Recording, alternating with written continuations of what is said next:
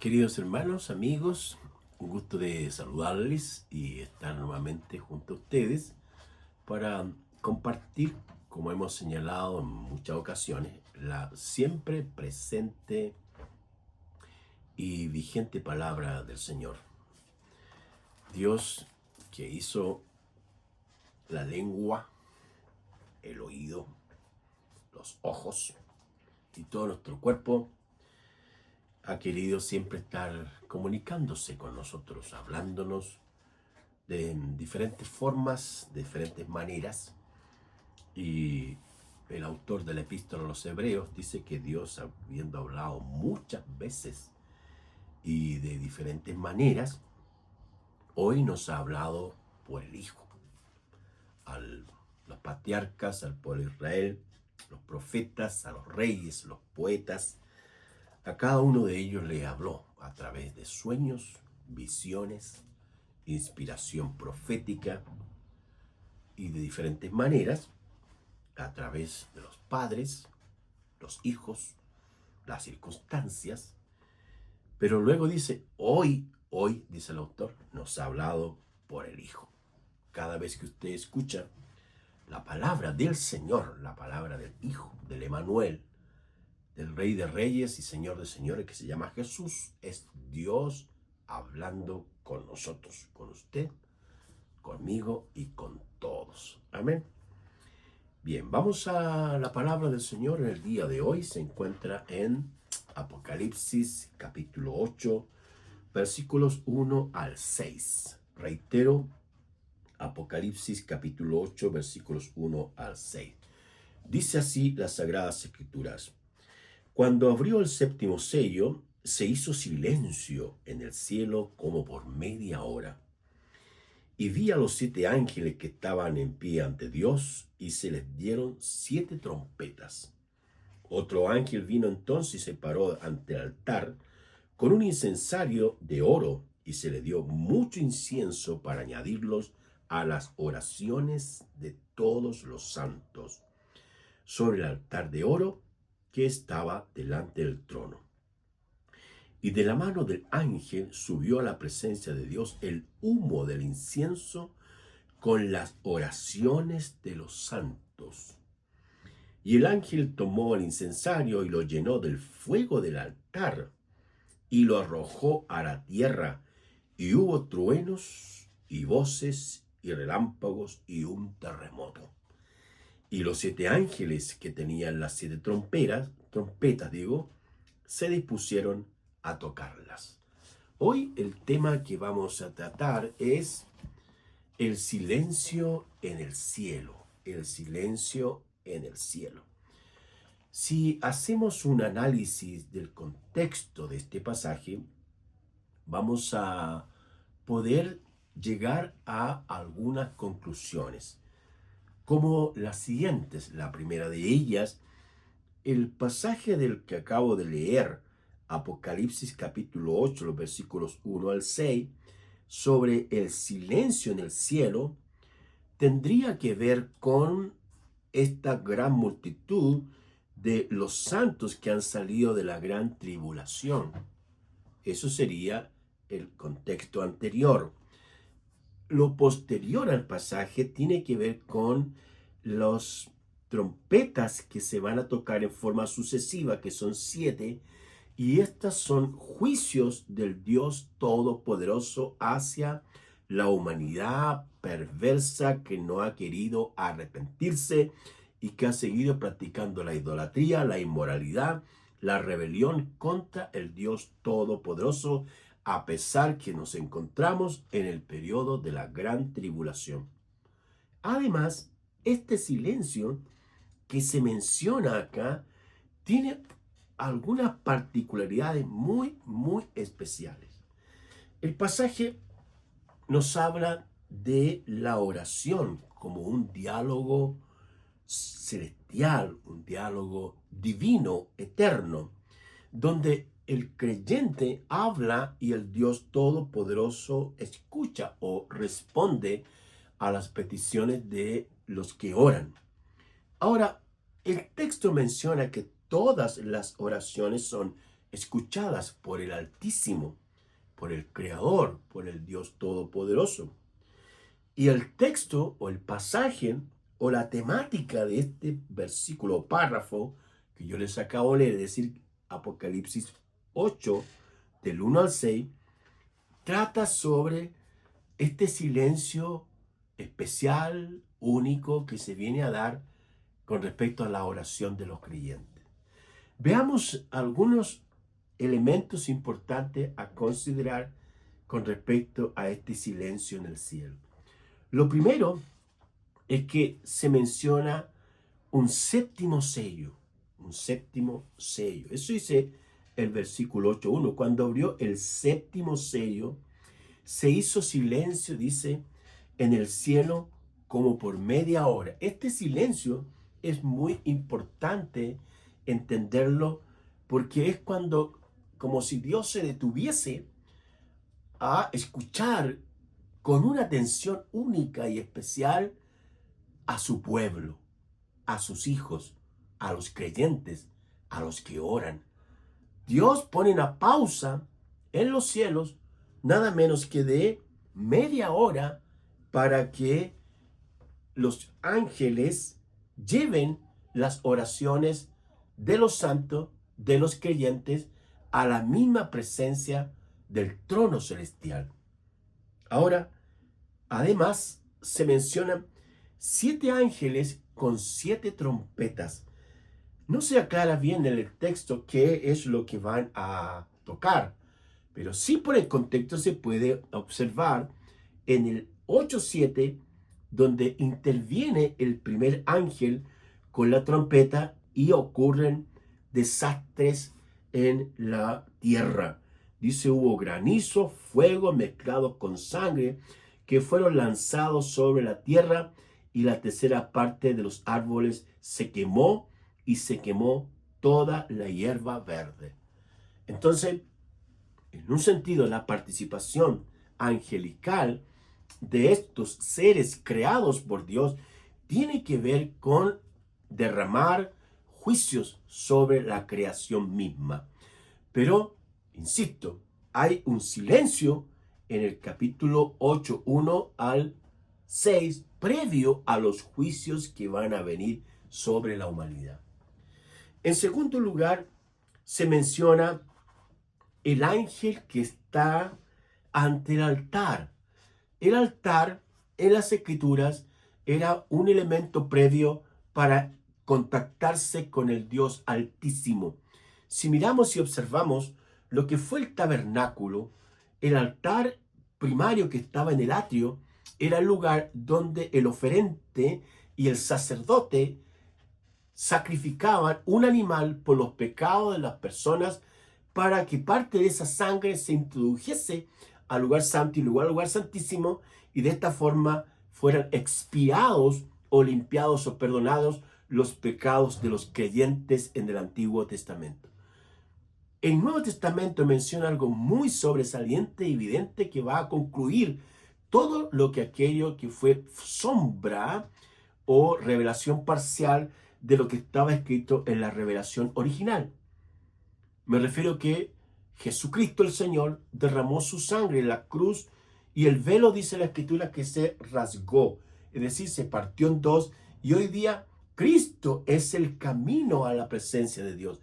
Cristo es el conducto, Cristo es la puerta para entrar a la presencia del Señor. Y con su sangre y con su muerte expiatoria y redentora, hace posible que nosotros los pecadores, o todos los pecadores que nos acercamos al Señor, incluso la invitación es a acercarse confiadamente al trono de la gracia, al trono de la gracia por la sangre del Cordero derramada en la cruz, una vez y para siempre. Bendito sea Dios. Ahora, volviendo a el tema del ángel ante el altar. Ahí se menciona un incensario de oro. El incensario fue hecho por los sacerdotes o la familia de algunos de estos artífices que estaban dedicados especialmente a las cosas y actos sagrados en el tabernáculo. Si miramos el texto, dice, estoy leyendo el versículo 2, y vi a los 7 ángeles que estaban en pie ante Dios y se les dieron 7 trompetas.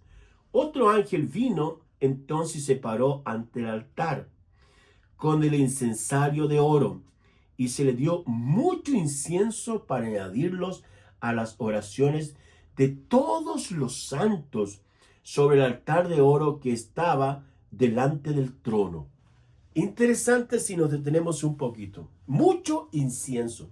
El incienso fue un elemento que Dios le ordenó a Moisés y Moisés también a los artífices, hombres y mujeres que se dedicaron a construir, a hacer lo que significó el incensario y el incienso, que en este caso fue añadido a las oraciones de todos los santos. Entonces, el incienso o las oraciones tienen mucha relación la una con la otra. Así como el incensario se echaba mirra u otros perfumes para que subieran a la presencia de Dios, ahora el incensario tiene que ver con, o el incienso, con las oraciones de los creyentes. Es muy importante esto porque hay una iglesia histórica que ha mantenido vigente en la liturgia el incensario y le colocan ahí unos perfumes, mirra u otros, y lo mueven de una en otra manera, de otra forma, en otra dirección, para que eso suba como un olor grato delante de Dios. Pero las escrituras enseñan que es la oración de los santos la que tiene relación con el incensario. Es decir, el incensario fue un elemento temporal para dar paso a lo que es la oración. La oración es como un perfume que sube a la presencia del Dios Todopoderoso y que tiene relación con el Señor que escucha las oraciones de sus hijos. Luego se menciona la oración delante del trono. Fíjese lo que dice el pasaje. Dice, y el ángel tomó el incensario y lo llenó del fuego del altar. Y aquí la oración tiene un poder tremendo, hermanos, porque es Dios que escucha la oración de sus hijos, que sabe cuando nosotros estamos afligidos, atribulados, angustiados y que necesitamos urgente una respuesta del Dios Todopoderoso. Y esa oración sube a la presencia del Dios Todopoderoso, llega hasta el trono de la gracia, donde el favor de Dios fluye y es tomada por los ángeles o por el Dios mismo y es arrojada a la tierra con fuego celestial para que produzca efectos, cambios, reacciones, acciones en la creación. Entonces, la oración es tan importante, es tan poderosa, no como la oración en sí, sino a quién va dirigida. Porque en un sentido frío, la oración es un diálogo, pero la oración va dirigida al Dios Todopoderoso. Y el Dios Todopoderoso se detiene un poco, hay un silencio celestial para escuchar su oración, mi oración o la oración de todos los santos en el mundo. Es muy importante ese hecho, ese acontecimiento. El pasaje de Lucas capítulo 18, el Señor hablando o Lucas escribiendo en esta oración, habla de la oración constante. Son dos parábolas que aparecen acá. La primera habla de la viuda y el juez, capítulo 18 de Lucas 1 al 8. Y la otra es el fariseo y el publicano, capítulo 18, 9 al 14. La primera tiene que ver con la oración constante. Dice el pasaje de la siguiente forma. También les refirió Jesús una parábola sobre la necesidad de orar siempre y no desmayar. Ahí está, ¿ves? Orar siempre y no desmayar. Y el versículo final dice, los versículos 7 y 8, ¿acaso Dios no hará justicia a sus escogidos que clamen a Él día y noche? ¿Se tardará en responderles? Que clamen a Él día y noche. ¿Se tardará en responderles? Y el versículo 8 dice, les digo que pronto les hará justicia, es decir, pronto les responderá. Dios siempre escucha, hermanos, nuestras oraciones. Así que la tarea nuestra es orar, orar, orar, orar. Y Dios va a responder nuestras oraciones. La otra parábola, capítulo 18, 9 al 14, dice, a unos que confiaban en sí mismos como justos y menospreciaban a otros, dijo también esta parábola. Dos hombres subieron al templo a orar, uno era fariseo, el otro publicano. Y el versículo 9 dice, os digo que a este descendió a su casa justificado antes que el otro, es decir, a uno el Señor respondió primero y después le respondió al otro. Porque cualquiera que se enaltece será humillado y el que se humilla será enaltecido. Pero se refiere a la oración. En la oración, lo que hacemos es derramar nuestro corazón, nuestro espíritu, humillarnos bajo la poderosa mano del Señor. Y es Él que escucha la oración y que exalta al creyente, honrándole y colocándole en diferentes cargos de responsabilidad eclesiástica para que allí puedan hablar del Señor Jesús, su palabra viva y eficaz y poderosa. El Señor también allí en Mateo 5 al 7, donde aparece el primer discurso del Maestro o los principios inaugurales del reino de Dios, Mateo 5 al 7, habla de la oración también. En Lucas capítulo 11 también Lucas habla de la oración y habla de que cuando vamos a orar tenemos que entrar en el lugar secreto. Ese lugar que puede ser nuestro dormitorio, nuestra oficina, un lugar donde nadie nos podría ver, pero el Dios Todopoderoso, el Señor que hizo el oído, nos siempre va a escucharnos. Y esa oración subirá como un incienso a la presencia del Señor y el Dios Todopoderoso la tomará y le añadirá fuego a esa oración y la derramará a la tierra para que produzca los cambios que solamente el Dios Todopoderoso puede hacer. Bendito sea el Señor. Y en tercer lugar está la presencia de Dios. El 8:4 dice, y de la mano del ángel subió a la presencia de Dios. Es decir, el ángel tomó el incensario y subió a la presencia del Dios Todopoderoso. Todopoderoso es el Señor. No es que el ángel escuchó la oración y él dijo, yo le voy a responder. No, el ángel fue solamente un mensajero, un instrumento del Dios Todopoderoso para tomar el incensario y subirlo a la presencia de Dios con las oraciones de los santos. Además, se añade, dice, el incensario fue lleno del fuego del altar. ¿Qué es lo que hay en el altar del Dios Todopoderoso? Hay fuego, fuego. La Escritura dice que Dios es espíritu, que Dios es el Dios Todopoderoso, que Dios se ha manifestado en diferentes maneras y formas.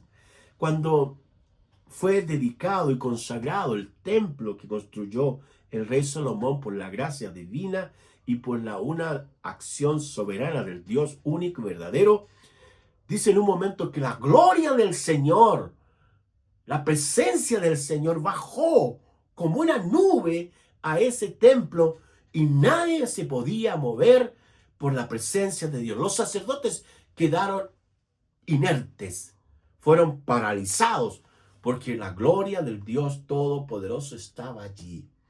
Y es así, hermanos, el Dios Todopoderoso en un sentido es fuego consumidor. Es fuego consumidor. Es poder del Dios único que ministra, que conoce, que oye las oraciones de sus hijos y derrama fuego sobre las oraciones para que éstas produzcan los hechos o se cumpla la voluntad del Dios Todopoderoso acá en la tierra.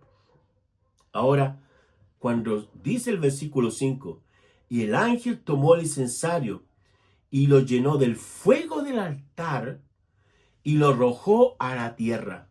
Todas las oraciones que han subido, puede que estén ahí y llegará el momento en que Dios las tomará y las mandará a la tierra para ser respondidas. Y hubo truenos, voces y un relámpago y un terremoto. Fíjese el poder de la oración de los santos, cómo suben a la presencia de Dios y el Dios Todopoderoso las une con fuego y las envía a la tierra para que produzcan los resultados, las acciones que Dios quiere que se hagan. Bien, truenos, voces y relámpagos y un terremoto. Y los 7 ángeles que tenían las 7 trompetas se dispusieron a tocarlas. Qué maravilloso, hermanos, cómo el Señor escucha la oración de sus hijos. Entonces, este silencio en el cielo que aparece acá es como un espacio donde el Dios, en todo el periodo de la gran tribulación, donde vienen los juicios divinos, y el Señor le muestra al apóstol Juan lo que está ocurriendo en los cielos, esa gran multitud que ha salido de la gran tribulación y que ha sido sellada con el Espíritu Santo, y de repente se produce otro como paréntesis, y el Juan, el apóstol, ve esta visión, esta realidad revelativa de lo que está ocurriendo en los cielos, donde todo se detiene por media hora para escuchar las oraciones de los santos, para oír las oraciones de los hijos de Dios. Hermanos amados, la oración no es un principio humanista, no es una verdad sustentada en el corazón de los hombres. La oración es un principio divino, eterno, imperecedero. Es una comunicación celestial. Y el Señor Jesús instruyó a los discípulos sobre la importancia de la oración para no caer en tentación. Sobre orar siempre, dice el apóstol Pablo. Orar sin cesar, dice él. Lo que significa abrir nuestros labios ante el Señor Dios Todopoderoso. Y esa oración sube a la presencia de Dios y llega al altar del Dios único y verdadero. Y allí está unida al fuego celestial. Y Dios puede derramar su poder en esta creación y que se produzcan los cambios que el Dios verdadero quiere que se produzcan. Por eso es importante orar. Orar conforme a la voluntad de Dios. Orar para que se derrame el Espíritu Santo en la iglesia. Orar para que la evangelización, todos los creyentes del mundo, trabajemos constantemente evangelizando este mundo, para que el Señor levante obreros, hombres y mujeres, para que vayan a diferentes culturas y lleven el evangelio redentor, porque la palabra del Señor dice que el evangelio es poder de Dios para salvación a todo aquel que cree, a todo aquel que cree. Así que, hermanos, oremos. Ore usted, aprenda a orar, buscar al Señor en oración. Y quiero decirle que Dios siempre, Él le va a responder. Oremos. Querido Señor, te damos gracias por tu palabra. Te damos gracias por la oración. Te damos gracias porque hacemos que sube a tu presencia la oración y llega al trono de la gracia, y desde allí tú la tomas la oración, Señor, y le añades fuego del trono y baja a la tierra para responder a las necesidades que tú quieres que sean respondidas. Señor, bendícenos, guíanos con tu espíritu para siempre hacer tu voluntad. En el nombre de Jesús. Amén. Amén. Que Dios te bendiga.